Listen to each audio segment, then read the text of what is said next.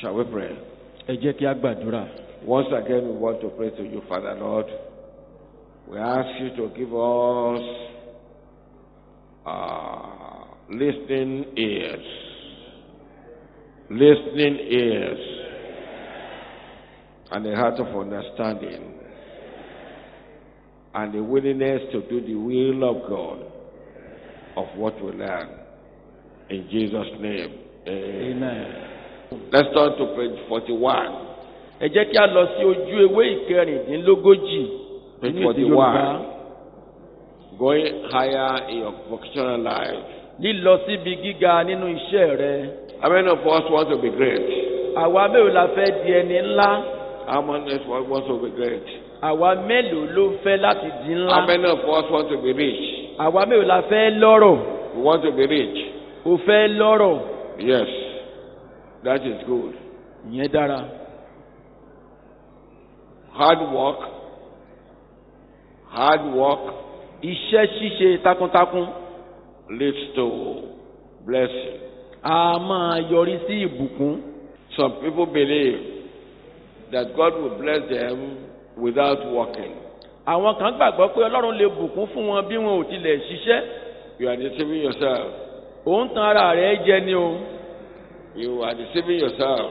Ò ń tan ara rẹ jẹ ni. It is not in the Bible. Ìyẹn ò sí nínú Bíbélì. Right from the beginning of creation, Láti ìbẹ̀rẹ̀ pẹ̀pẹ̀ ìṣẹ̀dá, God ordered man to work. Ọlọ́run pàṣẹ kí ènìyàn ó fi ọwọ́ rẹ̀ ṣiṣẹ́. Read your Bible very well. Ṣé Read your Bible very well. Ka Bíbélì rẹ dáradára. Genesis 2:15. Genesis orí kejì ẹsẹ̀ ìkẹẹ̀ẹ́dógún. The Lord God took the man and put him in the garden of Eden to work it and take care of it. Olúwa Ọlọ́run sì mú ọkùnrin náà, ó sì fi sínú ọgbà Édánì láti máa rò ó àti láti máa ṣọ́. What I read here is an NLT translation of the Bible. Now, let me tell you, Jẹ́ kí n sọ fún ọ. if you don't work, the Bible says, if you will not work, you must not eat. Bíbélì sọ pé ẹni tí kò bá ṣiṣẹ́ kó má ṣe jẹun. So, I have not seen in my own Bible where God blesses a lazy man. Èmi ò rí nínú Bíbélì tèmi o, níbi tí Ọlọ́run ti bùkún fún ọ̀lẹ ènìyàn. There is nowhere in the Bible where not in my own Bible, I have not seen where God says, blessed are the lazy, for they shall become rich. Èmi ò tí ì rí nínú Bíbélì tèmi níbi tí Jésù sọ wípé alábùkún fún ni àwọn onímẹ̀lẹ́ tàbí ọ̀lẹ nítorí pé wọn ó di ẹni ìbùkún. Yes, God himself worked. Ọlọ́run pàápàá ṣiṣẹ́. When Jesus was here on earth, Nígbà tí Jésù wà ní orílẹ̀ ayé. on one Sabbath day, Ní ọjọ́ Olúwa kan, he healed somebody. ó ṣe ìmúláradá ẹnìkan. And the Jewish people accused him of what he did. The Jewish people accused him of what he did. Àwọn Júù ọjọ́ ìgbà náà wọ́n tako tí ó ṣe. And he said, my father worketh hitherto, and I work. That is, my father is working now. Òun sì dá wọn lóhùn. Ó ní bàbá mi ń ṣiṣẹ́ lọ́wọ́lọ́wọ́ pẹ̀lú èmi náà sì ń ṣiṣẹ́. If God will stop on us today, none of us will be alive. Bí Ọlọ́run bá dáwọ́ iṣẹ́ dúró lónìí, kò sí kan nínú wa tó lè wà láàyè. So, work. Torí náà, ṣiṣẹ́. It's very important. Iṣẹ́ ṣíṣe ó ṣe pàtàkì. Laziness cannot help us. Ìwà ọ̀lẹ kò lè ràn wá lọ́wọ́. You have to work. O gbọ́dọ̀ ṣiṣẹ́. Yes. Bẹ́ẹ̀ni. Working is one of the ways we make the world a better place. Nípa iṣẹ́ ṣíṣe ni a fi ń sọ ayé di ibi tí ó dùn ún gbé fún ni. It is one of the ways we exercise the creative power of God that is in us. Work is not a byproduct of the fall of man. Ó jẹ́ ọ̀kan lára àwọn ọ̀nà tí a gbà ń ṣàmúlò agbára ìṣẹ̀dá Ọlọ́run èyí tí ó wà nínú wa. So I told you that before the fall of man, God had ordered man to walk.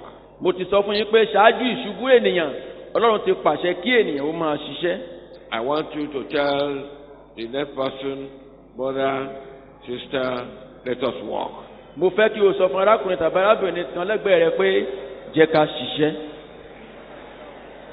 Yes, tell him Sọ fún or her, brother, arákùnrin, my brother, arákùnrin mi, my sister, arábìnrin mi, you must walk.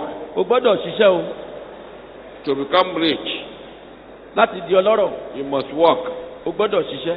And when we walk, Tó o bá ṣiṣẹ́, God will bless the work of our hands. Ọlọ́run yóò fi ìbùkún sí orí iṣẹ́ wa. Are you hearing me? Ǹjẹ́ ẹ̀ ń gbọ́ mi? Yes, we have to walk. A gbọ́dọ̀ ṣiṣẹ́. The Lord took the man and put him to the garden to till it, to walk in it.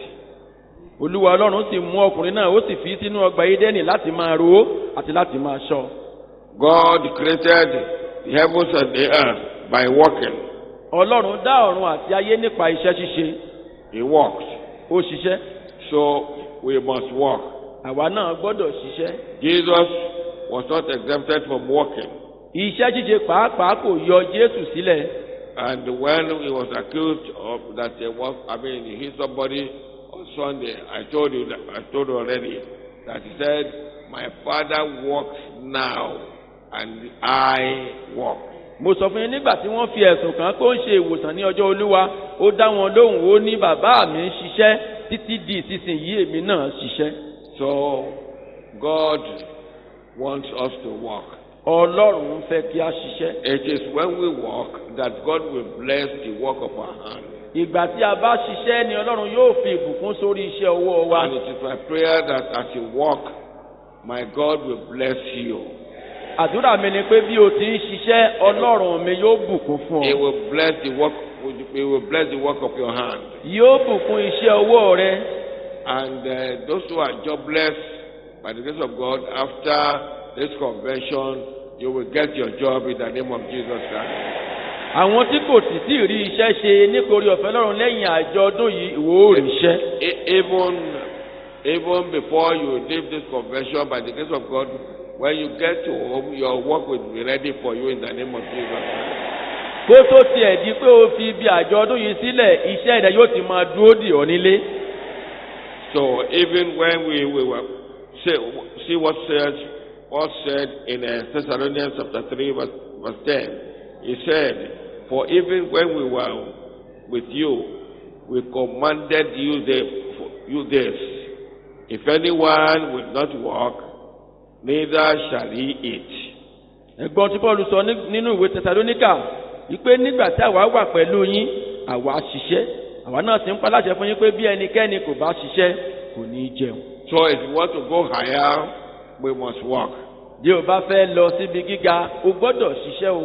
Going higher is your work mindset.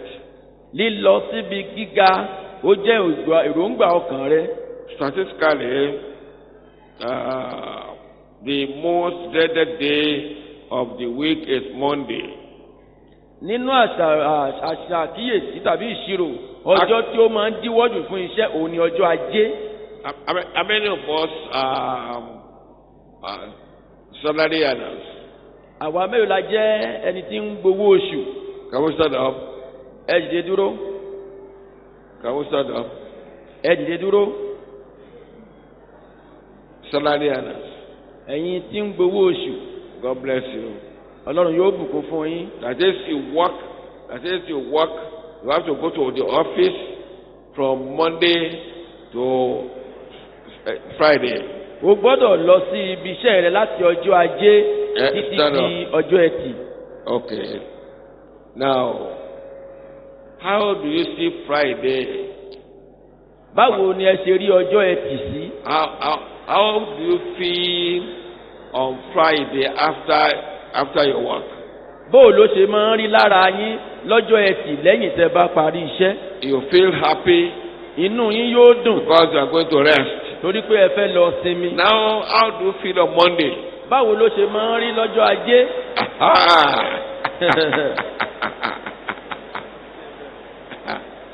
Amen. Okay, be seated. ẹ jókòó. So, you must love Monday as you love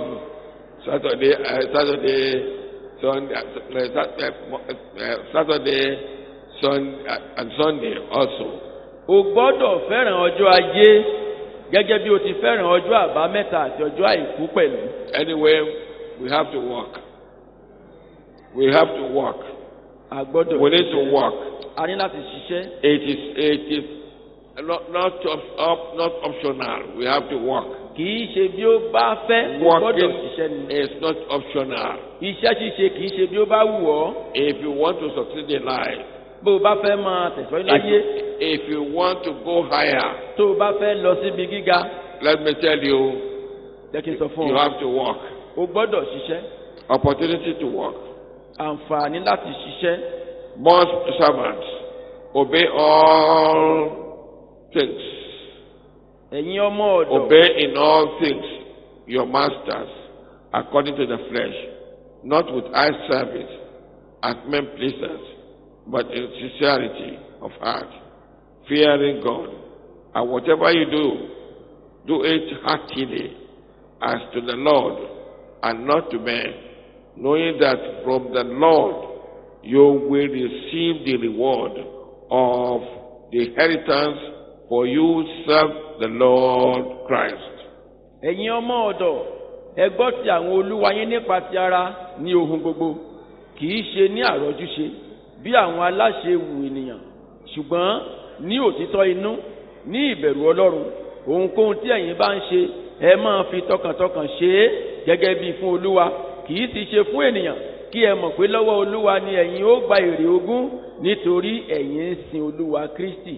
When we talk about the servant here, referring to work, tá a bá ń sọ nípa ti ọmọ ọ̀dọ̀ níbí yìí, as we read it here, gẹ́gẹ́ bí a ti kà á, let me tell you, it also extends, by extension, it goes to workers. èyí náà ló dé ọ̀dọ̀ àwọn òṣìṣẹ́ pẹ̀lú. You know, people who work under government, àwọn tó ń ṣiṣẹ́ lábẹ́ ìjọba, how do we refer to them? kí la máa ń pè wọ́n? We call them what? kí la pè wọ́n? Civil what? òṣìṣẹ́ Civil ìjọba. servants. Yes, civil servants. òṣìṣẹ́ ìjọba. So you are a servant of the person you work for. ìránṣẹ́ tàbí ọmọ ọ̀dọ̀ ẹni tí òun ṣiṣẹ́ fún ni ọ́. You have to work very hard. You have to work hard. o gbọ́dọ̀ ṣiṣẹ́ takuntakun. 8 hours. wákàtí Your mẹ́jọ. 8 hours must be your 8 hours. wákàtí mẹ́jọ rẹ gbọ́dọ̀ pé ṣánṣán. Don't be a sluggard. má jẹ́ ọ̀lẹ. Don't be a lazy person. má jẹ́ ẹni tí ń ṣe ìmẹ́lẹ́. You know, I mean, your leaders, or whatever you have in your workplace, they watch you the way you work. má gbàgbé pé àwọn adarí tàbí ọ̀gá tí òun bá ṣiṣẹ́, wọ́n ń wo bí o ti ń ṣiṣẹ́ rẹ. Your masters, they watch you as you work. àwọn ọ̀gá rẹ̀ ń wò ọ́ bí o ti ń ṣiṣẹ́. And when promotion comes, tó bá wá di ìgbà ìgbéga, it is those who work hard àwọn tí wọ́n bá ṣe takuntakun will be promoted. òun ni wọ́n ó gbéga. That is the right thing.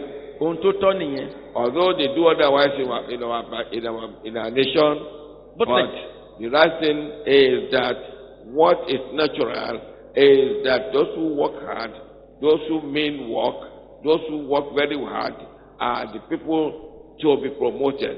Those who are honest in their work, those who take their work seriously are the person to be promoted. bó tilẹ̀ jẹ́ pé wọ́n á máa ṣe àyínìke nígbà mìíràn lórílẹ̀‐èdè wa, ṣùgbọ́n ohun tí ó tọ́ ni pé ẹni tí ó bá ṣiṣẹ́ tó kún ojú wọn òun là ń gbéga. So, don't be mediocre in your service. má jẹ́ ẹni tí ò mọ̀ ṣe tàbí ẹni ìlẹ́ Do your work very well. ṣe iṣẹ́ rẹ dáradára. Do your work very well. ṣe dáadáa. Your work is an opportunity to serve God.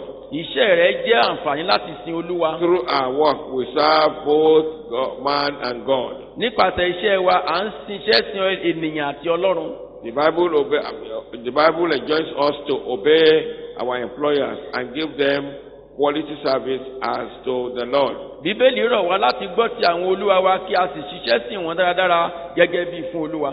Do your work very well. Ṣe iṣẹ́ rẹ dáradára. Some believers, some consider believers employable and would rather employ unbelievers because there are believers who take advantage of familiarity to do shoddy and mediocre work. I want to explain very well on this thing. I want to comment on this thing very well. Mo fẹ́ sọ̀rọ̀ lórí abala yìí dáadáa. Some people, by the grace of God, we have some Christians that are blessed. They have their business. Nípa orí ọ̀fẹ́ Ọlọ́run a ní àwọn onígbàgbọ́ tí wọ́n ní ìbùkún tí wọ́n ní okòwò tí wọ́n. And the children of God, àwọn ọmọ Ọlọ́run who are blessed tí ó ní ìbùkún to establish a business láti gbé iṣẹ́ kalẹ̀ or businesses, tàbí àwọn okòwò. we expect them to employ children of God. À ń fẹ́ kí wọ́n gba àwọn ọmọ Ọlọ́run síṣẹ́. Yes or no? Bẹ́ẹ̀ ni tàbí bẹ́ẹ̀ kọ́. Is that not the right thing? Ǹjẹ́ kìí ṣe ohun tí ó tọ̀nà nìyẹn? Kìí hà ṣe ohun tí ó tọ̀nà nìyẹn bí? Is that not the right thing? Ṣé kìí ṣe ohun tí ó tọ̀nà nìyẹn? Yes. Bẹ́ẹ̀ ni. That is the right thing. Ohun tí ó tọ̀nà nìyẹn. But unfortunately, ṣùgbọ́n ó ṣe ní láàánú pé. Experience has told us that Christian brothers and sisters, when a Christian brother or sister employs them, they disappoint them. Ìrírí ti fi yé wa pé nígbà tí onígbàgbọ́ tí ó bá gba àwọn onígbàgbọ́ ẹlẹgbẹ́ rẹ̀ mìíràn sí ẹnu iṣẹ́, wọn a máa já wọn kulẹ̀. Just members of this church, I'm telling you, referring to this church, members of this church, right now. I'm not even referring to other churches. Mi ò tiẹ̀ tí ì sọ nípa ti àwọn ìjọ mìíràn báyìí ṣùgbọ́n mò ń sọ nípa ti ìjọ wa. I'm talking about ourselves here. Ara wa ni mò ń sọ yìí. Others don't do the same thing. Àwọn mìíràn náà ń ṣe bẹ́ẹ̀. We expect brothers and sisters who have businesses to employ Christian brothers and sisters. À ń retí kí àwọn arákùnrin arábìnrin tí wọ́n ní iṣẹ́ tàbí okòwò wọn kí wọ́n ó gba kìrìsìtẹ́nì arákùnrin tàbí arábìnrin mìíràn sí ẹnu iṣẹ́.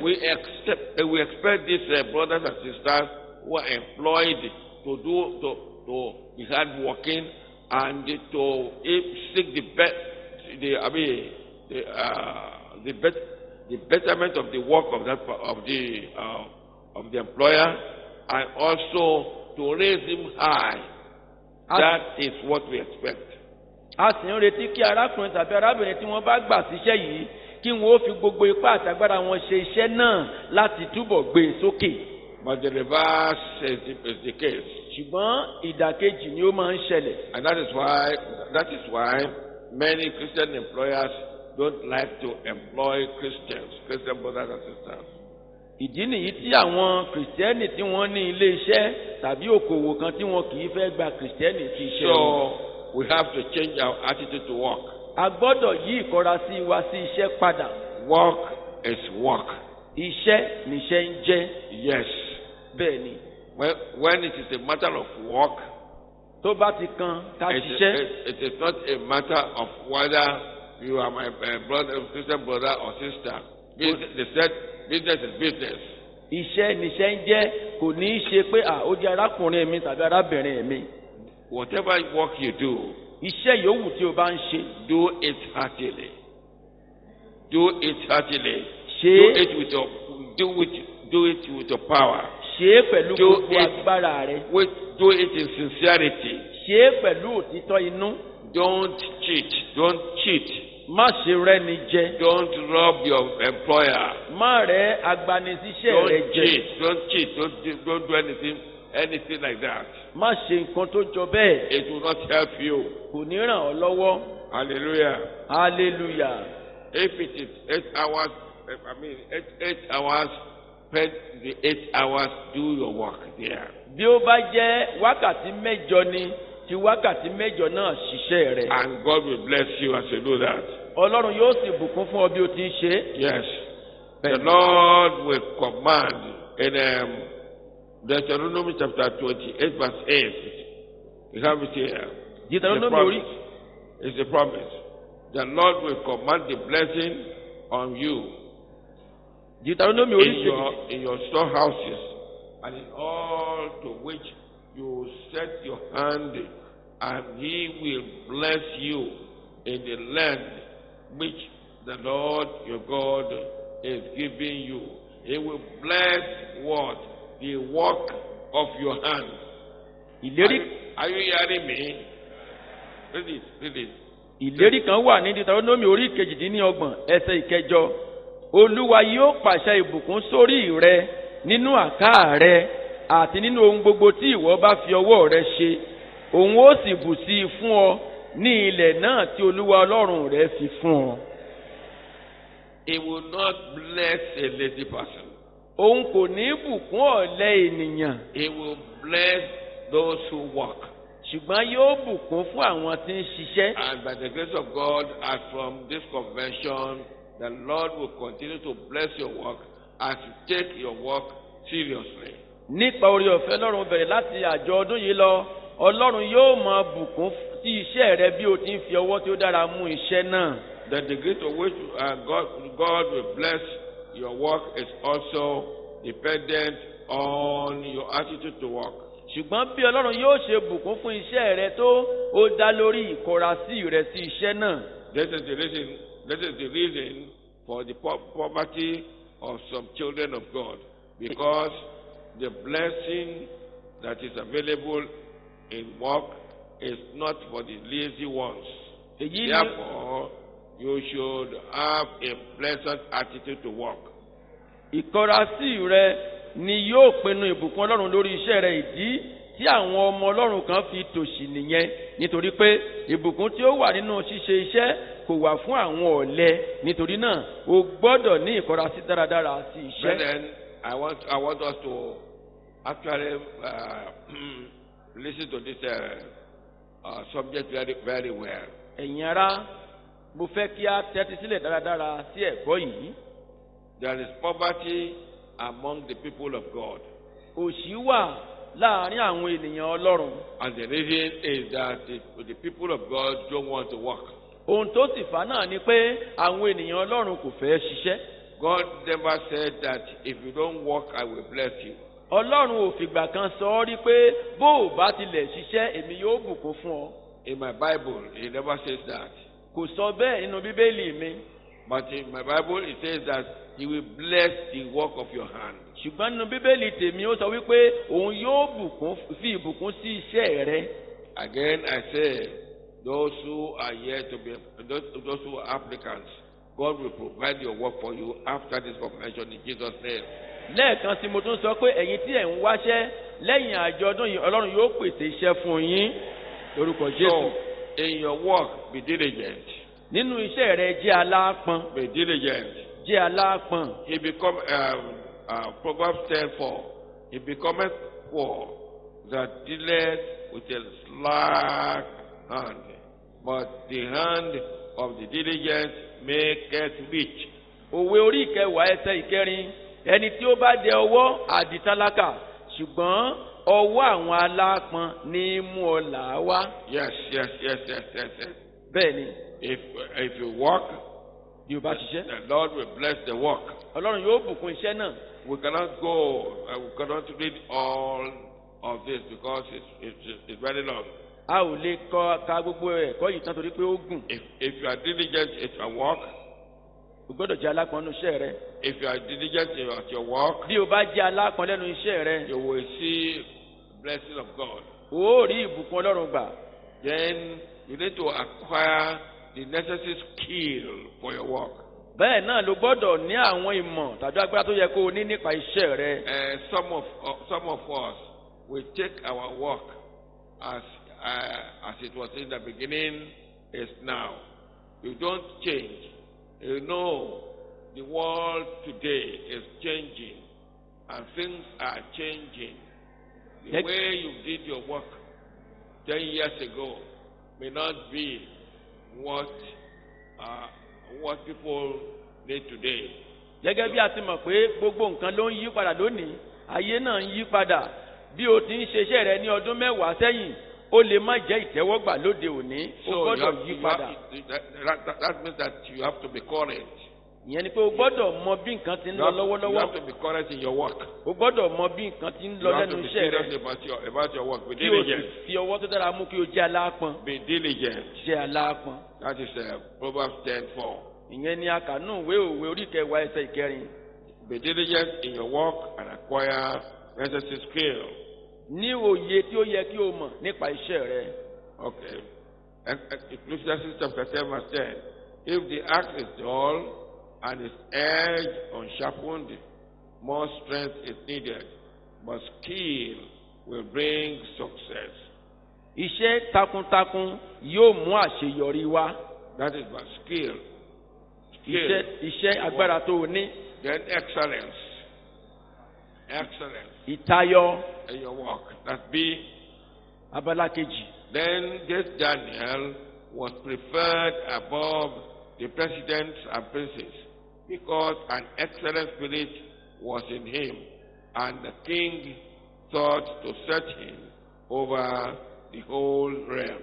Dáníẹ́lì yìí sì borí gbogbo àwọn alákòóso àti ọ̀rẹ́ baálẹ̀ wọ̀nyí nítorí pé ẹ̀mí títayọ wà lára rẹ̀ ọba sì ń gbèrò láti fi í ṣe olórí gbogbo ìjọba. He walked. ó ṣiṣẹ́. The king saw him. ọba kíyèsí. And those people that were with him also saw him. àwọn tí wọ́n ń bẹ pẹ̀lú ọba àwọn ìjòyè pàápàá rí. They noticed him. wọ́n ṣàkíyèsí rẹ̀. That he was hard working. pé ó ń ṣiṣẹ́ takuntakun. And he must be promoted. a sì gbọ́dọ̀ gbé e ga. He must be one of those who should be promoted. ó jẹ́ ọ̀kan lára àwọn tí ó yẹ fún ìgbéga. And he was promoted. a sì gbé e ga. As you work very hard. bí ó ṣiṣẹ́ takuntakun. At your workplace. níbi iṣẹ́ rẹ. And even in your own personal business. nínú òwò ti ara rẹ pàápàá. You will go higher. ó máa lọ síbi gíga. According to our theme. gẹ́gẹ́ bí ẹṣin ọ̀rọ̀ wa. You will go higher. ìwọ ó lọ síbi gíga. In the name of Jesus Christ. lórúkọ Jésù Kristi. You will go higher. ó lọ síbi gíga. You will make more profit. ó ní èrè sí i. But you have to go higher in your work. o gbọ́dọ̀ lọ síbi gíga ní ṣíṣe iṣẹ́ Do rẹ. your work very well. ṣe iṣẹ́ rẹ dáradára. Okay. Working is also an opportunity to bless others. àǹfààní láti jẹ́ ìbùkún fún àwọn ẹlòmíràn ní iṣẹ́ ṣíṣe jẹ́. And Laban, I want to read Genesis chapter 30 verse 27. Genesis orí 30 ẹsẹ̀ ìkẹtàdínlọ́gbọ̀n.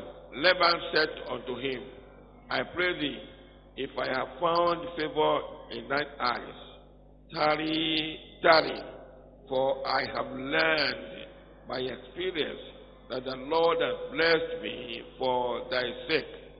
Lábánì sì wí pé dúró èmi bẹ̀ ọ́ bí o bá ṣe pé èmi rí oore ọ̀fẹ́ ní ojú rẹ jókòó nítorí tí mo rí i pé Olúwa ti bùkún fún mi nítorí rẹ. The Lord has blessed me through you. Olúwa ti bùkún fún mi nítorí rẹ. He said by experience I've learned that the Lord has blessed me through you. Ó ní nínú ìrírí mi mo kíyèsí pé nítorí rẹ Ọlọ́run ti bùkún fún mi. And that is what we children of God should be. Ohun tó yẹ kí àwa ọmọ Ọlọ́run ó jẹ́ nìyí. Jacob worked very hard. Jacob ṣiṣẹ́ takuntakun. But Laban was ungrateful. Ṣùgbọ́n Lábánì jẹ́ aláìmoore. When he was going, Laban did not want him to go. Nígbà tí ó fẹ́ máa lọ, Lábánì ò fẹ́ kó lọ. He did not want him to be set free. Kò fẹ́ kó dòmìnira. But he said we want to go back. We wanted to go back. Ṣùgbọ́n ó lóun fẹ́ padà. All we are saying here is that we must be hardworking. gbogbo ohun tá à ń sọ náà ni pé o gbọ́dọ̀ jẹ́ aláápọn lẹ́nu iṣẹ́ rẹ. Yes. It was the input of Jacob that makes Laban to become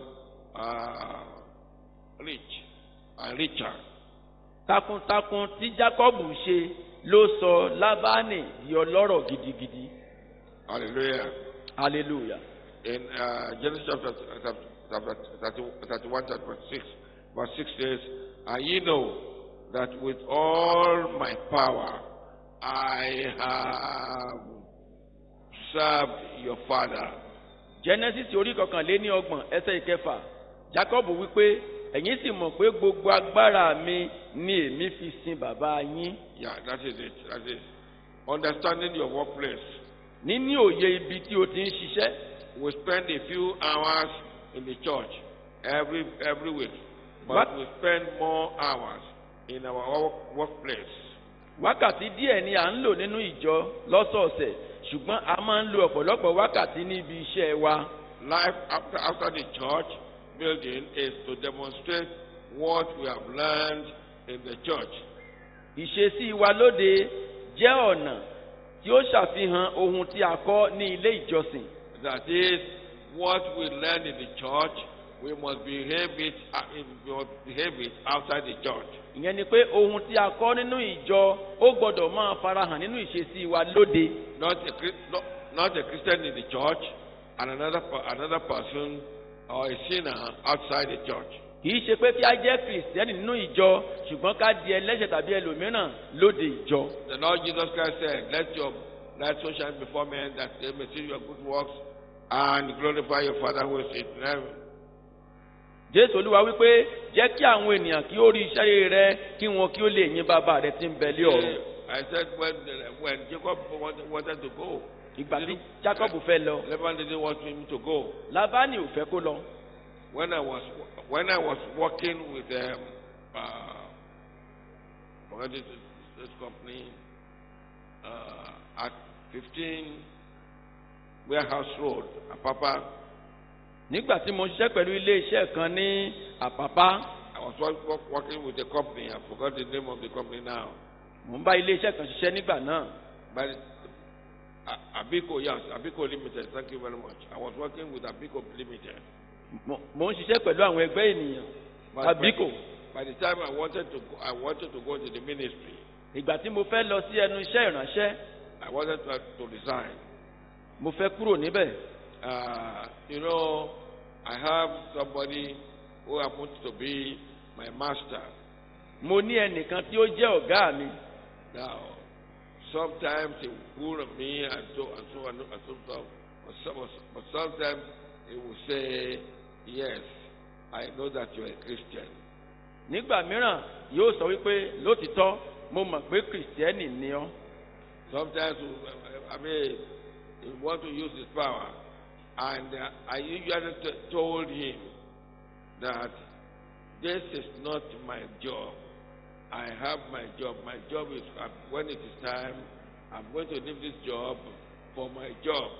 The job I was referring to is the ministry. Nígbà mìíràn ó máa ń fẹ́ lo agbára rẹ̀ máa wá sọ fún pé èyí tí mò ń bá yín ṣe yìí kì í ṣe iṣẹ́ mi èmi ní iṣẹ́ tèmi nígbà tí àkókò bá sì tó n ó lọ sẹ́nu iṣẹ́ náà ohun tí mò ń sọ nígbà náà ni iṣẹ́ ìránṣẹ́ mi. And by the time it was time for me to leave. Nígbà tí ó sì tó àkókò fún mi láti lọ. I told him I'm going. Mo sọ fún un pé mò ń lọ. I'm going. Mò ń lọ. And he said, ó wí pé I should find somebody like me. Kí n lọ wá ẹnìkan tó dàbí èmi. Who know that work. Tí yóò máa bá iṣẹ́ náà lọ. To do that work. Tí yóò máa bá iṣẹ́ yẹn lọ níbi tí mo bá dé. By the grace of God. Nípa orí ọ̀fẹ́ Ọlọ́run. I had a friend. Mo ní ọ̀rẹ́ kan. Who did similar work. Tó ń ṣe irúfẹ́ iṣẹ́ kan náà. And I told him, I told my friend. Mo wá sọ fún ọ̀rẹ́ mi. Go there and do this work. Lọ síbẹ̀ kó máa ṣiṣẹ́. And they employed him immediately. Wọ́n sì gbà á lójú ẹsẹ̀. To do the work. Ó ṣiṣẹ́ náà. That is what is expected of every one of us. Ohun tí à ń retí lọ́wọ́ ẹnìkọ̀ọ̀kan wa nìyí. Let us learn to work ẹ jẹ́ kí a kọ́ bí a ti ń ṣiṣẹ́ and to do our work very well. kí a sì ṣe iṣẹ́ wa dáradára. Every work you want to do, Gbogbo iṣẹ́ tó o bá fẹ́ ṣe please, carpenters, tó bá jẹ́ gbẹ́nàgbẹ́nà do your work very well. ṣe dáadáa, Do your work very well. ṣe iṣẹ́ rẹ dáadáa. Yes. I'm talking about faithfulness there. That is, there was a time in the history of this church when companies sent representatives to the church to recruit people for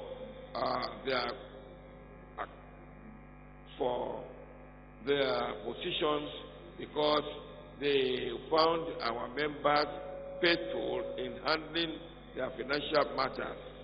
Mo ti máa ń sọ fún yín pé nígbà kan nínú ìjọ yìí àwọn ènìyàn tí wọ́n bá ti ní àyè iṣẹ́ níbi iṣẹ́ wọn a máa kọ̀wé wá pé ẹ jọ̀wọ́ ẹ bá wa fi àwọn ọmọ ìjọ yín ránṣẹ́ torí pé wọ́n rí i pé àwọn kìrìsìtẹ́nì àwọn ọmọ ìjọ wa jẹ́ olóòótọ́ nígbà náà. This is what we expect. This is what we expect to see happen today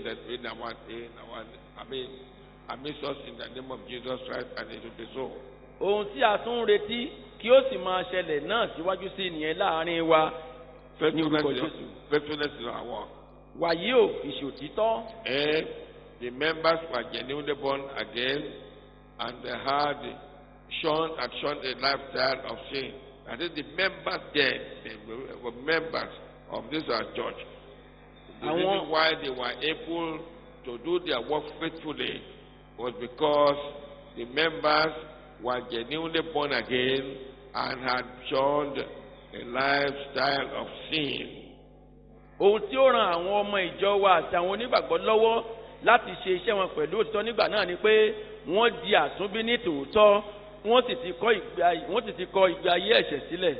And you could hear this morning from my friend. He told you about this. Ẹ ti gbọ́ lẹ́nu ọ̀rẹ́ mi láàárọ̀ yìí ó sọ nípa rẹ̀ fún yín. All we must be faithful. We must also do away with sin. Sin is not good. We must be faithful. We must be trustworthy. A gbọ́dọ̀ jẹ́ olóòótọ́ kí a kọ ẹ̀ṣẹ̀ sílẹ̀ kí a jẹ́ ẹni tí a lè fọkàn tán. Our brethren then had been well discipled by the pastors who nurtured them into Christ-like maturity. Àwọn olùṣọ́ àgùntàn wọn ti kọ́ wọn dáradára nínú ìgbé ayé dídàbí Kristi. It is a pity today that there is no discipleship in the church, in our church. Ó ṣe ní láàánú pé lónìí kò sí ìsọnidọmọ lẹ́yìn mọ́ nínú àwọn ìjọ People wa. are not well taught to become the real children of God. A ò kọ́ àwọn ènìyàn dáradára mọ́ láti di ojúlówó ọmọ Ọlọ́run. It's a pity. Ó ṣe ní láàánú. And that does not encourage all outsiders to join the church. Èyí kò sì wú àwọn tí wọ́n ń bẹ lóde ìjọ lórí láti darapọ̀ mọ́ wa. When unbelievers notice that what the believers are the same thing they do is what the believers are doing, they cannot be encouraged to join the church. What is the difference? Tí àwọn aláìgbàgbọ́ bá kíyèsí pé ohun kan náà tí àwọn ń ṣe òun náà làwọn onígbàgbọ́ tó wá ń ṣe wọ́n wá wò pé kí ni ìyàtọ̀ tó wà láàrin wọn tí wọ́n ó fi wá máa darapọ̀ mọ́ wa. If they have not seen any difference in you, they won't follow you. Bí wọn ò bá rí n tó dáa nínú rẹ wọn ò ní tẹ̀lé ọ. Yes. The person I was working with, the owner, one of the company that I worked with, the owner of the company was a Muslim. Ọ̀kan nínú àwọn ilé iṣẹ́ tí mo bá ṣiṣẹ́ ẹni tí ó ní ó jẹ́ Mùsùlùmí. And again I had somebody who is my master at the work. Mo sì ní ọ̀gá kan lẹ́nu iṣẹ́. That it was a Muslim also. Òun náà jẹ́ Mùsùlùmí bákan náà. But they saw a difference in my life. Ṣùgbọ́n wọ́n rí ìyàtọ̀ ní tèmi. They saw a difference in my life. Wọ́n rí ìyàtọ̀. So let us be hardworking. Let us be hardworking, my brother. ẹ jẹ́ kí a ṣe takuntakun lẹ́nu iṣẹ́ wa. I am emphasizing this because some are lazy. If you are lazy, you cannot be promoted at your workplace. mò ń ṣe àtẹnumọ́ yìí torí pé àwọn kan jẹ́ ọ̀lẹ bó o bá ya ọ̀lẹ wọn ò lè gbé ọ̀gá lẹ́nu iṣẹ́. So you must be faithful in the type of work you do. o gbọ́dọ̀ jẹ́ olóòótọ́ nínú iṣẹ́ tí ò ń ṣe. Faithfulness is how our work is done. Ìṣòtítọ́ nínú bí a ti ń ṣe iṣẹ́ wa. Yes, the quality of the work you do Bí iṣẹ́ tí à ń ṣe ti dára sí. is very important. Ó ṣe pàtàkì. Every time you work, you are either building or destroying your reputation. Ìgbàkúùgbà tí o bá ṣiṣẹ́ yálà kí o máa kọ́ orúkọ rere fún ara rẹ tàbí kí o máa bà orúkọ ara rẹ jẹ́. Some are asking God to take them to higher grounds and the next level in their vocation, yet they do mediocre work. Àwọn mìíràn ń béèrè lọ́wọ́ Ọlọ́run kí ó gbé wọn lọ síbi gíga àti ìpele tí ó kàn lẹ́nu iṣẹ́ wọn. Síbẹ̀ wọ́n ń ṣiṣẹ́ tí kò kúnjú wọn. When you are doing an inferior work, you know that you cannot be promoted, and you cannot even if you are maybe you are a carpenter or a tailor or whatever. If your work is not good, you will not get customers. Iṣẹ́ yòówù tí o bá ń ṣe tó o bá ṣe tó kún ojú wọn tó dáa o ò ní rí àwọn oníbàárà tí yóò wá sọ́dọ̀ rẹ. Let's be faithful in doing our work very well. Ẹ jẹ́ kí a jẹ́ olóòótọ́ ní ṣíṣe iṣẹ́ wa dáradára. Let's be faithful in our business also. Kí a jẹ́ olóòótọ́ nínú okòwò wa pẹ̀lú. It is very important. Ó ṣe pàtàkì púpọ̀. Men may be hoodwinked by eye service, and men listen, ask, and may make an error of judgment by promoting you, but God is never deceived. Do not be deceived. God is not mocked. For whatever a man sows, that will also reap. Àwọn mìíràn máa ń ṣe àrójúṣe nínú iṣẹ́ wọn. Àwọn mìíràn máa ń ṣe kárí mi wọ́n ń tan ọ̀gá wọn tàbí ilé iṣẹ́ wọn jẹ. Ṣùgbọ́n Ọlọ́run kò rí bẹ́ẹ̀ o, a kò sì lè tàn án jẹ. Ohunkóhun tí ènìyàn bá fúrúgbìn, òun ni yóò kà á. Going higher in a hostile workplace. Lílọ síbi gíga níbi iṣẹ́ wa.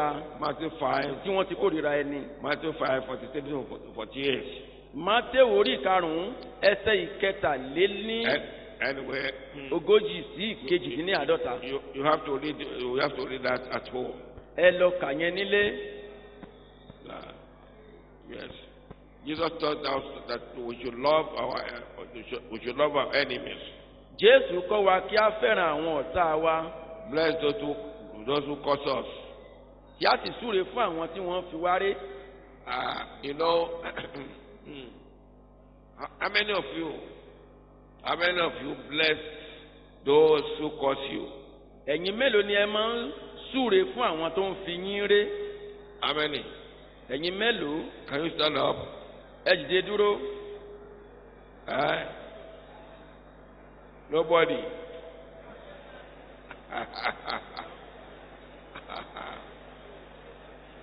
Amen. Amen. If you say, please, if you stand up, I may ask you to sit down. Tó o bá dìde dúró màá ní kó o jókòó. You don't do that. Torí pé ẹ ò kì í ṣe bẹ́ẹ̀. You don't do that, but ẹ ò kì í ṣe bẹ́ẹ̀. But that is what the Bible says. Ṣùgbọ́n ohun tí Bíbélì sọ nìyẹn. Whoever curses you. Ẹni tí ó bá fi yín ré. Don't return it with a curse. Ẹ má fi ìré san padà fún. Tell him or her. Sọ fún un. I am a child of God. Ọmọ Ọlọ́run ni mí. Your curse has no effect on me. Ègún rẹ kò ní nǹkan ṣe lórí mi. Your curse is turned to blessing for me. Ègún rẹ yẹn ìbùkún ni yóò tún já sí fún mi. But your curse goes back to you. Ṣùgbọ́n ègún náà yóò padà sórí rẹ. As simple as that. As simple as that. bó ti rí nìyẹn. Amen. Amen. Hallelujah. Hallelujah. Praise the Lord. Hallelujah. Praise the Lord. Hallelujah.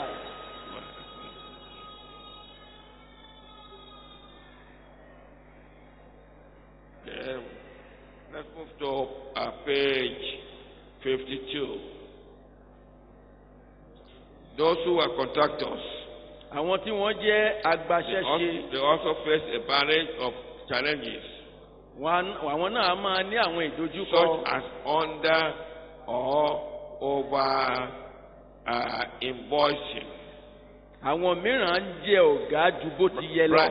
bribery, Wọ́n ń gbowó ẹ̀yìn. supply of substandard materials or goods, Àwọn mìíràn wọn a máa mú ọjà tí ò kújú wọn, irinṣẹ́ tí ò kújú wọn wá. intimidation and harassment, Ìdúnkokò mọ́ àti ìhalẹ̀.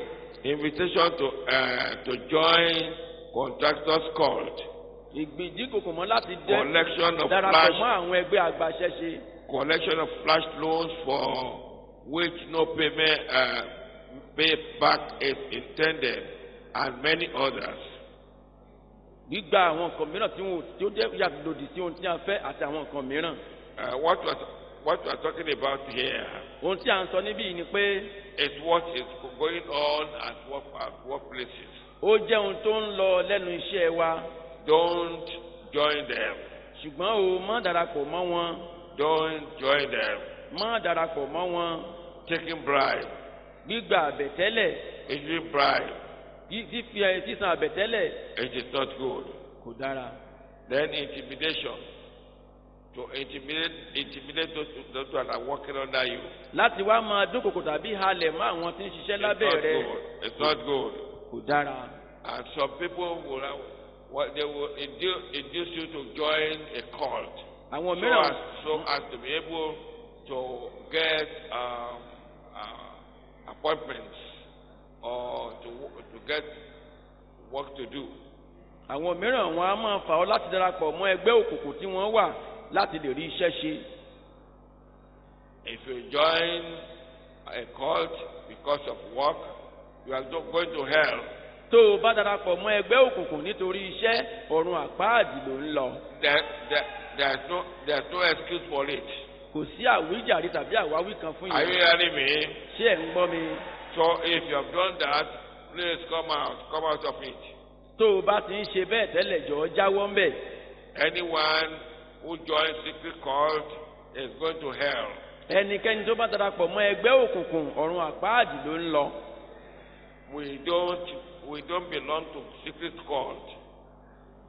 We belong to light. We are the sons of light. We are the children of light. Àwa kì í ṣe ọmọ ẹgbẹ́ òkùnkùn, ọmọ ìmọ́lẹ̀ ni wá, ìmọ́lẹ̀ sì ni wá pẹ̀lú. Some people will tell you, don't deceive yourself. Your boss, your leaders, they have the secret cult they join. If anybody tells you the secret cult that I join, tell him to tell you the secret cult and bring the person to me.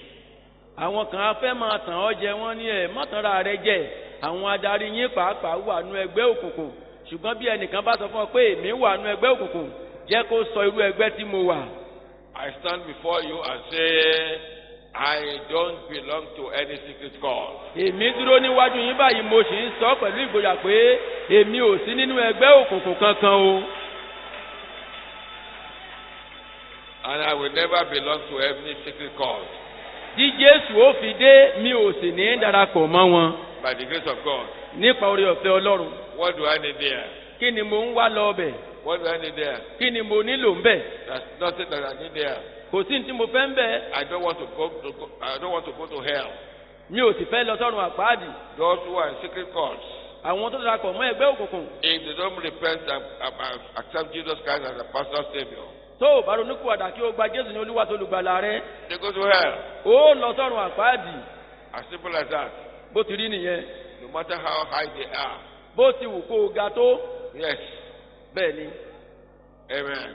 Àmín. Don't join secret cults. Má darapọ̀ mọ́ ẹgbẹ́ òkùnkùn. Don't join secret cults. má darapọ̀ mọ́ ẹgbẹ́ òkùnkùn. So today we are talking about work. Today we are talking about work. Lónìí à ń sọ̀rọ̀ nípa iṣẹ́. Please, Jọ̀wọ́ make sure that you are serious about work. rí i pé o fi ọwọ́ tó dára mú iṣẹ́ rẹ. Do your work very well. Ṣe iṣẹ́ rẹ dáradára. Do your work very sincerely. Ṣe iṣẹ́ rẹ pẹ̀lú òtítọ́ ọkàn. Yes, and God will bless you. Ọlọ́run yóò sì bùkún fún ọ. Amen. Àmín. Don't repay evil with evil. Má ṣe fi búburú san búburú. Ask God for wisdom. Béèrè ọgbọ́n lọ́wọ́ Ọlọ́run. And David behaved himself wisely in all his ways, and the Lord was with him. Wherefore, when Saul saw that he behaved himself very wisely, he was afraid of him. Dáfídì sì ṣe ọlọ́gbọ́n ní gbogbo iṣẹ́ rẹ̀, Olúwa sì wà pẹ̀lú rẹ̀. Nígbà tí Sọ́ọ̀lù rí i pé ó ń hùwà ọgbọ́n gidigidi, ó sì ń bẹ̀rù rẹ̀. David was very hardworking. Dáfídì jẹ́ ẹni tí ó ń ṣe takuntakun. And we also must work. Torí náà gbọ́dọ̀ ṣiṣẹ́. God saw that in him. God saw that in him. Ọlọ́run rí èyí nínú rẹ̀. He saw holiness in him. Ó rí òtítọ́ nínú rẹ̀. He saw sincerity in him. Ó rí òtítọ́ nínú rẹ̀. And he appointed him king of Israel, over Israel. Ọlọ́run sì fi ṣe ọba lórí Ísírẹ́lì. And even though David had some mistakes, Bó tilẹ̀ jẹ́ wípé Dáfídì ní àwọn àṣìṣe kan. he had his own weaknesses. Ó ní àwọn àìlera rẹ̀. But the moment he did any mistake, Ṣùgbọ́n kété tí ó bá ti ṣàkíyèsí àìlera yẹn, he will do the correction. lẹ́sẹ̀kẹsẹ̀ ni yóò ṣe àtúnṣe. The moment, whatever, if he committed any sin, Bó bá dá ẹ̀ṣẹ̀ kan, he will rush to God kété náà ni yóò sátọ Ọlọ́run lọ for forgiveness. fún ìdáríjì. It is all that he was a sincere man. Ó jẹ́ olóòótọ́. God saw in him something that he feared God. Ọlọ́run wá rí i wípé nítòótọ́ ó bẹ̀rù òun. God himself said, I have seen David, the son of Jesse, after whom I am very pleased, and he made him king. Ọlọ́run wá sọ pé èmi ti rí Dáfídì ọmọ Jésè ẹni bí ọkàn mi, ó sì fi ṣe ọba. When David was with Saul, Nígbà tí Dáfídì wà pẹ̀lú Sọ́ọ̀lù, Saul saw that he was a hard-working person. Sọ́ọ̀lù rí i pé akíkanjú òṣìṣẹ́ ènìyàn ni. Let us be serious about our work. Ẹ jẹ́ kí a fi ọwọ́ tó dára mú iṣẹ́ wa. When we are serious about our work, Tí a bá ń ṣe èyí, the blessing of God will come. ìbùkún Ọlọ́run yóò wá. Amen. Àmín. Praise the Lord. Hallelujah. Okay. But when the wisdom that is from above is first pure, then peaceable, gentle, and easy to be entreated, full of mercy and good fruits, without partiality and without hypocrisy. Ṣùgbọ́n ọgbọ́n tí ó ti òkè wá akọ mọ́, a sì ní àlàáfíà, a ní ìpamọ́ra, kì í sì í ṣòro láti bẹ̀, a kún fún àánú àti fún èso rere, ní àìsí ègbè àti láìsí àgàbàgebè. Excuse me, let me go back Ẹ jọ̀ọ́ ẹ jẹ́ kí n padà sẹ́yìn to page 51. sí ojú ewé. I want to talk to employers of labor again. Mo fẹ́ sọ nípa ti àwọn Employers of labor must be fair in all their dealings, especially in relation to their workers. Some treat their workers unfairly and as if they are slaves. Your workers are not your slaves. Àwọn agbanisíṣẹ́ gbọ́dọ̀ jẹ́ olóòótọ́ nínú iṣẹ́ wọn, pàápàá nínú ìbáṣepọ̀ pẹ̀lú àwọn òṣìṣẹ́ wọn. Àwọn mìíràn ń hùwà sí òṣìṣẹ́ wọn bí ẹni pé ẹrú ni wọ́n. Àwọn òṣìṣẹ́ yìí kì í ṣe ẹrú. So, don't treat them as slaves. Má ṣe sí wọn bí ẹrú. Be kind to them. ní àánú sí wọn. and then they will do your work very well. Àwọn náà ó sì ṣe iṣẹ́ rẹ̀ dáadáa. A Christian who is an employer of labor must treat his or her workers fairly and model the love of Christ for all to see. Kìrìsìtẹ́nì tó jẹ́ agbanisíṣẹ́ gbọ́dọ̀ ṣolóòótọ́ sí àwọn òṣìṣẹ́ rẹ̀ kí ó sì jẹ́ àpẹẹrẹ ìfẹ́ Kristi fún gbogbo ènìyàn láti rí. Hostility may come from co-workers. Ìkórìíra lè wá látọ̀dọ̀ àwọn alábàáṣiṣẹ́pọ̀. Some may be lazy, Àwọn mìíràn lè jẹ́ ọ̀lẹ, arrogant, or simply toxic. agbéraga tàbí òǹrorò. Domineering superiors, unfair policy may pervade a workplace. Ọ̀gá ajẹgàba, agbanisíṣẹ́ búburú, agbéraga, oníbàárà tàbí àwọn òfin iléeṣẹ́ tí kò bára dé. In short, we all know that we meet with different peoples at our workplaces. Gbogbo wa la mọ̀ pé onírúurú àwọn ènìyàn la máa ń bá pàdé níbi iṣẹ́ wa. People that are very hard to deal with. Àwọn tí ó le láti bá ṣe pọ̀. Or to work with. Tàbí láti bá ṣiṣẹ́ pọ̀. You as a child of God. Gẹ́gẹ́ bí ọmọ Ọlọ́run. You are expected to demonstrate Christ-like life. À ń retí kí o máa ṣe àfihàn ìgbé ayé bíi ti Kristi. Some people are very difficult. Àwọn kan le nítòótọ́. And many of them are at our workplaces. Púpọ̀ wọ́n sì ń bẹ níbi tí a ti ń ṣiṣẹ́. God will give us the wisdom to deal with them. Ṣùgbọ́n Ọlọ́run yóò fún wa ní ọgbọ́n láti bá wọn lò. Hallelujah. Hallelujah. Praise the Lord. Hallelujah. Yes. A Christian who is an employer of labor must treat his or her workers very, very well. As brothers and sisters, treat them very well. Don't cheat them. Kìrìsìtẹ́nì tí ó jẹ́ agbanisíṣẹ́ gbọ́dọ̀ ṣe dáadáa sí àwọn òṣìṣẹ́ rẹ̀, má ṣe rẹ́ àwọn òṣìṣẹ́ rẹ̀ jẹ. The more successful you are, the more you are likely to have haters and detractors who want to see you fail or fall. Bí o bá ti ṣe àṣeyọrí tó, bẹ́ẹ̀ ni ó fẹ́ láti ní àwọn ènìyàn tí yóò fẹ́ kórìíra rẹ̀.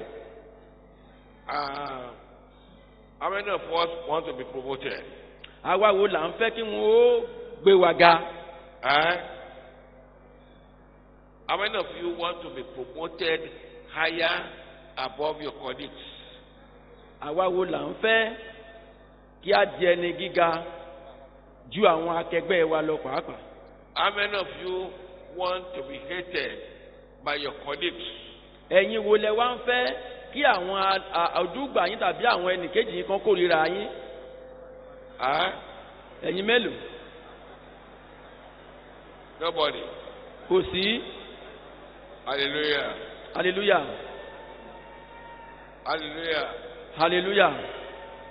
Let me tell you. Jẹ́ kí n sọ fún ọ o. If you want promotion, if you want promotion. Tí o bá ń fẹ́ ìgbéga. You want to be promoted. O sì ń fẹ́ kí a gbé ọ ga. Let me tell you. Jẹ́ n sọ fún ọ. You are inviting enemies. Ọ̀tá ló ń kọ̀wé sí o. When you are promoted. Tá a bá ti gbé ọ ga. For example. Fún àpẹẹrẹ. 2 of you are working in a place. Ẹ̀yin méjì ń ṣiṣẹ́ níbì kan. In the same place. Ní ibi iṣẹ́ kan náà. You are promoted. A sì gbé ọ ga. The other person is not promoted. Wọn ò sì gbé ẹnì kejì rẹ̀ ga. What do you think? How do you think he will react? Báwo lẹ ṣe rò pé ẹni yẹn ó máa ṣe? It takes a Christian to take it gently.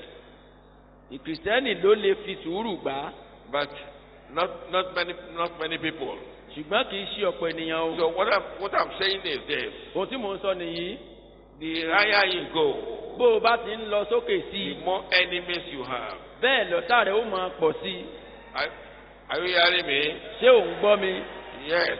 The higher you go, the more enemies you have. Bó o ṣe ń lọ sókè sí i lọ́tà rẹ̀ ó máa pọ̀ sí i. You can't go higher and don't expect enemies to rise against you. If you go higher, you will have enemies. tó o bá ti ń lọ sókè sí i máa retí àwọn ọ̀tá. And we want to go higher. a sì ń fẹ́ lọ síbi gíga. Isn't it? bẹ́ẹ̀ náà yí bẹ́ẹ̀ kọ́. And we shall go higher. a ó sì lọ síbi gíga. Our enemies will fail. àwọn ọ̀tá wa yóò ní ìjákulẹ̀. They will fail. wọn ó jákulẹ̀. Because it is God torí pé Ọlọ́run who takes us higher. òun ló ń gbé wa lọ bí gíga. What I am impressing you on your heart today ohun tí mò ń tẹ̀ mọ́ ọ lọ́kàn lónìí. is that ni pé whatever work you choose to do it very well. iṣẹ́ yòówù tí o bá ti yàn láàyò ṣe é dáadáa ṣe é takuntakun. Do it heartily. ṣe é pẹ̀lú apọn. And all do employers. àyìn bó tí ẹ sì ń gbani síṣẹ́. Treat your workers very well. ẹ jọ̀wọ́ ẹ ṣe dáadáa sí àwọn òṣìṣẹ́ yín. Don't treat them as slaves. má ṣe rá wọn ṣe wọ́n bí ẹrú.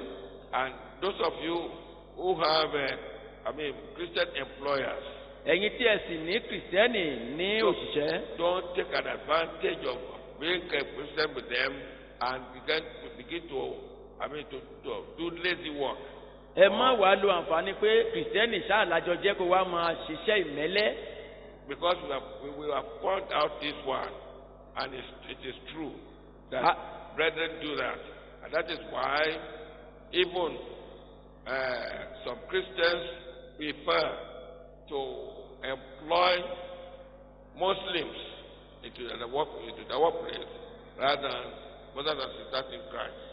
a ti ṣe àwárí adẹ̀ ti di pé ó rí bẹ́ẹ̀ tó bẹ́ẹ̀ gẹ́ àwọn mìíràn tilẹ̀ kórìíra láti gba kìrìsìtẹ́nì sẹ́nu iṣẹ́ wọn wọ́n gbà láti gba mùsùlùmí sẹ́nu iṣẹ́. Yes, we cannot blame them. a lè bú wọn. The reason why we cannot blame them is the so-called brothers are not working to help their Christian brothers who have the business. ìdí tí a kò fi lè dá wọn lẹ́bi ni pé ńgbà tí òṣìṣẹ́ kìrìsìtẹ́nì tí a gbà tí kìrìsìtẹ́nì mìíràn gbà sẹ́nu iṣẹ́ ò bá ṣiṣẹ́ láti gbé iṣẹ́ nìyẹn lárugẹ. So whether you work for a Christian brother or sister or not, do your work very well. wàyí ò lọ́kùnrin lóbìnrin bóyá kìrìsìtẹ́nì ló ń bá ṣiṣẹ́ ni tàbí ẹlòmíràn ìwọ ṣáà ṣe iṣẹ́ rẹ dáradára. And if you have those of you who have your own work, do your work very well. ẹ̀yin tí ẹ ní iṣẹ́ ti ara yín ẹ ṣe iṣẹ́ yín dáadáa. If you are a tailor, bó o bá jẹ́ aránṣọ.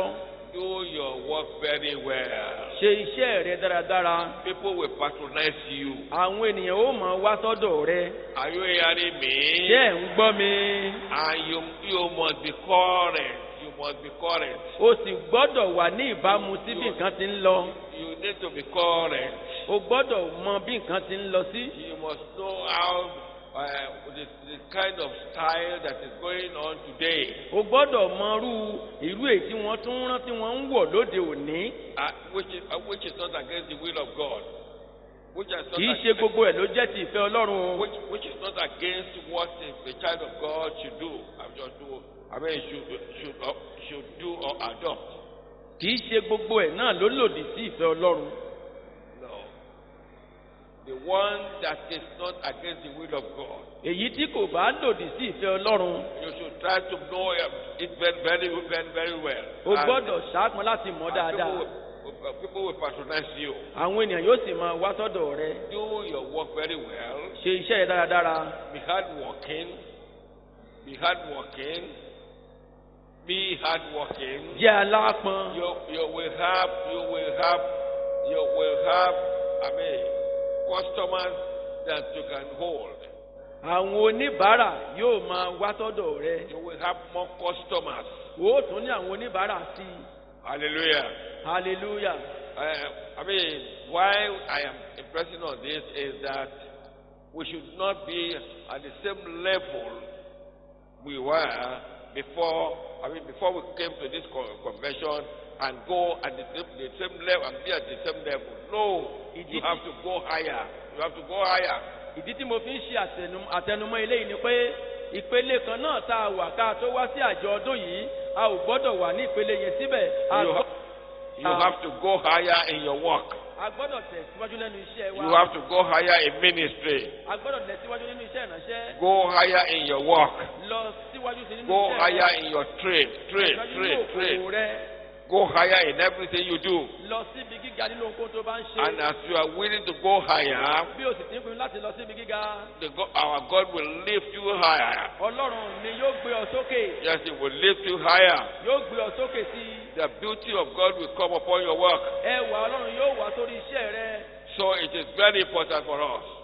Ó ṣe pàtàkì. It is very important for us Ó ṣe pàtàkì fún wa to work láti ṣiṣẹ́ and to be hardworking. kí a sì jẹ́ alápọn. Are you hearing me? Ṣé ẹ̀ ń gbọ́ mi? And when you do this, Ní ọjọ́ and when you do this, tó o bá ń ṣe èyí, you will see the flow of the blessing of God. wàá wá máa rí àgbàyanu The ìbùkún flow of Ọlọ́run. the blessing of God.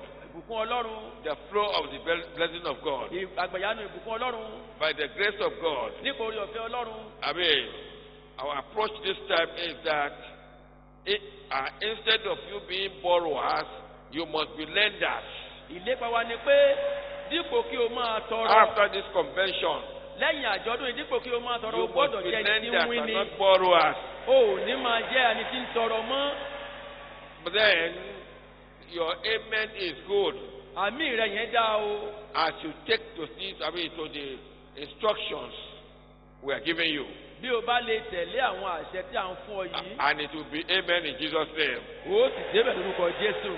Hallelujah. Hallelujah. Praise the Lord. Hallelujah. Hallelujah. Hallelujah. So let us learn to work hard. Let us learn to work hard. Let us learn to work hard. Ẹ jẹ́ kí a kọ́ láti ṣiṣẹ́ takuntakun. Amen. Àmín. Well, in conclusion, Ní ìparí, I'm now on page 54. ojú ewé ìkẹtàdínláàdọ́ta báyìí. It says, bless them. You may want to say that is difficult. That is, people who hate you. Ó lè fẹ́ sọ pé ó le fún àwọn tí ó kórìíra rẹ. People who hate you. Àwọn tí wọ́n kórìíra rẹ. That it is difficult to bless them. Pé ó le láti súre fún wọn o. That is to pray for them Láti gbàdúrà fún wọn. for a change of heart Fún ìyípadà ọkàn. against you. Lòdì sí ọ. Yes. Those who want to go higher will obey Jesus. Jesus said, bless them, wish them well. Àwọn tí ó bá fẹ́ lọ síbi gíga gbọ́dọ̀ gbọ́ràn sí àṣẹ Jésù. Jésù ní súre fún wọn. Matthew 5:44. Mátíù orí ìkarùn-ún ẹsẹ̀ ìkẹrìnlélógójì. But I say to you, love your enemies. Ṣùgbọ́n èmi wí fún yín, My brethren, ẹ fẹ́ àwọn ọ̀tá yín, my brethren, ẹ̀yin ará mi. is it easy to love our brethren, our enemies? Ǹjẹ́ ó rọrùn láti fẹ́ àwọn ọ̀tá wa bí? But Jesus said we must do it. Ṣùgbọ́n Jésù ní a gbọ́dọ̀ ṣe é. Right? Ṣé ẹ gbọ́ yẹn? Jesus said we must do it. Jésù ní a gbọ́dọ̀ ṣe é. And if we cannot do it, Jesus will not tell us to do it. Ìbáṣe pé a ò lè ṣe ni Jésù ò ní pa láṣẹ pé ká ṣe é. Yes. Bẹ́ẹ̀ ni, You pray for your enemy, and you pray for your enemy. o gbọ́dọ̀ gbàdúrà fún àwọn ọ̀tá rẹ. Pray for them to repent. Gbàdúrà fún wọn láti ronúpìwàdà. That God should show them the way of salvation. Kí Ọlọ́run fi ọ̀nà ìgbàlà hàn wọ́n. Open their eyes Kí ó ṣí wọn lójú. to know where that they are going to hell. Láti mọ̀ pé ọ̀run àpáàdì ni wọ́n ń lọ. Open the eyes of my enemy, O Lord. Olúwa ṣí àwọn ọ̀tá mi lójú. I'm praying now. Mò ń gbàdúrà nìyẹn o. Lord, Olúwa open the eyes of my enemies. la àwọn ọ̀tá mi lójú. That what they are doing against me Kí wọ́n lè mọ̀ pé ohun tí wọ́n ń ṣe lòdì sí is mi. leading them to destruction. Yóò mú wọn lọ sínú ìparun. Open their eyes Ṣí wọn lójú to accept Jesus Christ láti gba Jésù Kristi as their personal Savior gẹ́gẹ́ bí olùgbàlà wọn and Lord. àti Olúwa. All their plans against me, Gbogbo èròǹgbà wọn lòdì sí mi. Father, I nullify them in Jesus' name. Bàbá mo fagilé lórúkọ Jésù. And that is all. Ó parí. You nullify all fagilé all the evil plans against you. gbogbo èrò wọn lòdì sí ọ. Don't cause your enemy. má ṣe ṣépè fún àwọn ọ̀tá rẹ. Praise the Lord. hallelujah. So, once again I say, lẹ́ẹ̀kan tí mo tún sọ fún wa. let us be hardworking. ẹ jẹ́ kí In conclusion, ní ìparí. it is time to go higher. ó tó àkókò láti lọ síbi gíga. Our work is a channel through which God blesses us and through which we bless others through the contribution of our efforts, skills, gifts, and talents. We must use it positively by producing excellent work. We must also manage our workplace relationship in a way that glorifies God. Our work is also a ministry outlet through which we reach out to others and influence the society. Ó tó àkókò láti lọ síbi gíga. Iṣẹ́ wa jẹ́ ọ̀nà tí Ọlọ́run fi ń bùkún fún wa àti nípasẹ̀ èyí tí a fi ń bùkún àwọn ẹlòmíràn nípasẹ̀ akitiyan, ọgbọ́n, ẹ̀bùn àti tálẹ́ǹtì wa. A gbọ́dọ̀ lò ó dáradára nípa ṣíṣe iṣẹ́ tó tayọ. Bákan náà ni a gbọ́dọ̀ ṣàmójútó ìbáṣepọ̀ ní ibi iṣẹ́ wa lọ́nà tí yóò gbà fi ògo fún Ọlọ́run. Bákan náà ni iṣẹ́ wa jẹ́ ẹ̀ka iṣẹ́ ìránṣẹ́ nípasẹ̀ èyí tí a ń fi fọwọ́ kan àwọn ẹlòmíràn tí a sì ń lapa lórí àwùjọ. So, work is what we have to do. Iṣẹ́ jẹ́ ohun tí a gbọ́dọ̀ ṣe. At the beginning of the creation, God told Adam to work. Ní ìbẹ̀rẹ̀ pẹ̀pẹ̀ ìṣẹ̀dá, Ọlọ́run sọ fún ènìyàn tàbí Ádámù láti ṣiṣẹ́. And when Jesus came, he did not erase it. Nígbà tí Jésù sì dé, kò fagilé. He did not abolish it. Kò mú un kúrò. Paul also taught us to work hard. Paul said, Paul pẹ̀lú ṣiṣẹ́. Apostle Paul. Àpọ́sítélì Paul. Peter himself said it. Pétérù náà tún sọ bákan náà. Peter. Pétérù. He said it. He talked about it. Òun náà sọ̀rọ̀ nípa rẹ̀. So we have to work hard. Jẹ́ àṣìṣe takuntakun. And God will bless us. Ọlọ́run yóò sì bùkún fún wa. Amen. Àmín. Amen. Àmín. God will bless our labor. We shall not labor in vain. So we must be hard working. Iṣẹ́ wa ò ní já sásán torí náà a gbọ́dọ̀ ṣiṣẹ́. Amen. Amen. As we work, God will bless us. Bí a ti ń ṣiṣẹ́, Ọlọ́run yóò máa bùkún fún wa. Shall we rise up? Ẹ jẹ́ ká ìdè dúró. I want you to pray to God. Mo fẹ́ kí o gbàdúrà sí Lord, Ọlọ́run. I have had this lesson today. Mo ti kọ́ ẹ̀kọ́ yìí lónìí. I want to be hardworking. Mo fẹ́ ṣe takuntakun. If you are jobless, tó o bá níṣẹ́. I'm going to pray for you. N ó gbàdúrà fún ọ. Lord, my work, Olúwa iṣẹ́ mi. of my trade, òbí òkòwò mi. of my business. Okòwò mi. I want you to pray on it. Mo fẹ́ kí o gbàdúrà lórí rẹ̀ báyìí. And tell God to bless it for you. Sọ pé kí Ọlọ́run bùkún iṣẹ́ náà fún ọ. So that your business will go higher. Kí òwò rẹ lè máa lọ síbi gíga. As from this convention. Ní gẹ́gẹ́ bí ẹ̀ṣin It ọ̀rọ̀ will not be àjọ̀dún yìí. on the same level. O ní wà ní Pray.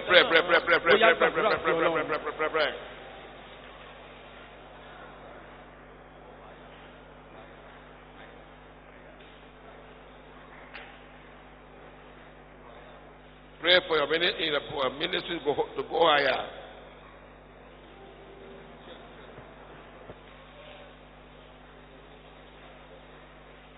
Now, as you are praying, bí o ti ń gbàdúrà. those of you that are jobless, come forward. Ẹ̀yin tí ẹ ò níṣẹ́ ẹ máa jáde bọ̀. And those whose promotions are delayed, come forward. Àwọn tí ìgbéga wọn sì falẹ̀ ẹ máa bọ̀. Almighty God, everlasting Father, I thank you because you are God. You are God of promotion. You are Shadrach, Meshach, and Abednego were promoted. Daniel was promoted. Joseph was promoted. These are your children, my God. Lord, with these hands raised up. And these are jobless people. àwọn tí ò níṣẹ́ nìkan yìí ṣe bẹ́ẹ̀ ni. Delayed promotion. àwọn tó ń fẹ́ ìgbéga. In the name of Jesus Christ, you are promoted. Amen. Receive your promotion letter. Amen. I command that as you go back from this convention, the letter of your promotion will be given to you in Jesus' name. Amen. Thank you, Jesus.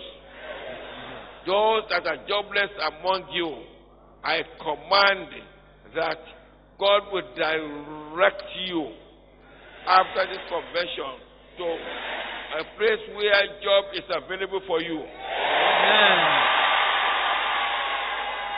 In the name of Jesus Christ. Amen. Receive the blessing of God. Amen. You are blessed Amen. with good work. Amen. You are blessed Amen. with good promotion. Amen.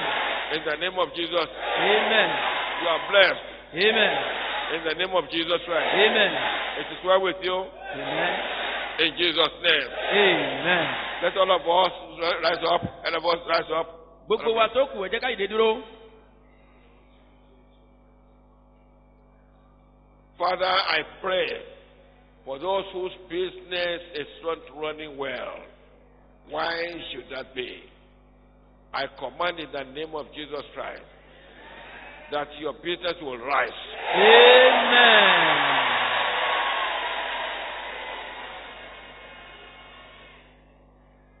As a servant of God, I command that your business will rise.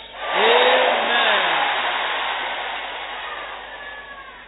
In the name of Jesus Christ. Amen.